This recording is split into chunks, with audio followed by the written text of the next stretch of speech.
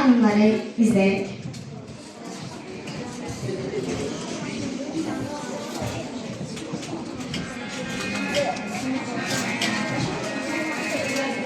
Ay baba su.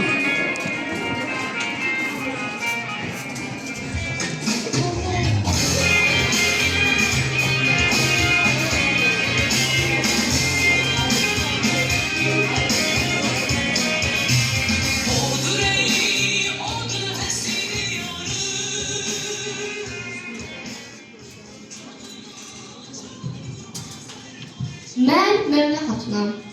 Yəqin ki, haqqımda eşitmişsiniz.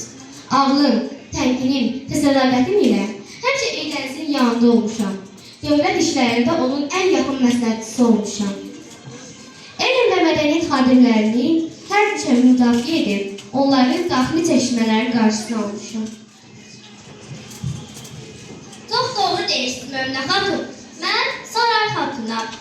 Bəzən suyunu daxilə qoymaq kifayət etmir. Bunun üçün ölçəmli duzlarına çox uzaqlara getmək lazımdır. Mən oğlum Uzun Həsənin elçisi olub Osmanlı Sultanı Fatih Sultan Mehmedin qarşısına çıxmışam. Qardaşlar qırğınını qarşısına almağa çalışmışam. Hələ yerə mənə diplomat qadını deməyirlər. Mənə Fazlı Xatun deyirlər. Sizi hörmətlə salamlayıram. Mən sizin nəvəniz Şah İsmailov Xatunuyam. Təkcə saray işləri ilə kifayətlənməyib, döyüş meydanında İsmail'la birgə tintinə vuruşmuşam. Bazılar adlı təşkilatın lideri olmuşam. Azərbaycan qadınlarına ox atmağı, qılınc oynatmağı öyrətmişəm. Azyaşlı oğlum Təhmansıbın adına dövləti idarə etmişəm. Güman edirəm ki, sizin yolu layiqincə davam etdirə bilmişəm. Mən Hənifə xanım Məlikovayam. Həsən bəy Zərdabının həyat yoldaşı. Həsən bəy ilə bərabər qadınların savadlanması və maariflənməsi üçün əlimizdən gələni etmişik. İlk Şərq dövlətinin qadınların ilk dəfə seçilmə haqqı verən dövlətdə yaşamışam. Axırcı dövründə Bakıda Qızlar Məktəbinin müdiri və müəllimi vəzifəsində çalışmışam. Mən Salatın Əsgərovayam.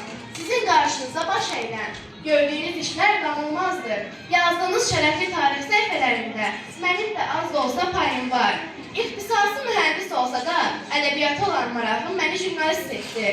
Birinci Qarabağ müharibəsində ən qaynar nöqtələrdə oldum. Vətənə olan sevgim məni ilk şəhid jurnalist etdi. Gördüyünüz kimi Azərbaycan qadınları tarix yazmağa davam edir. Əziz xanımlar, illər, əsirliklər, minilliklər ötəcək.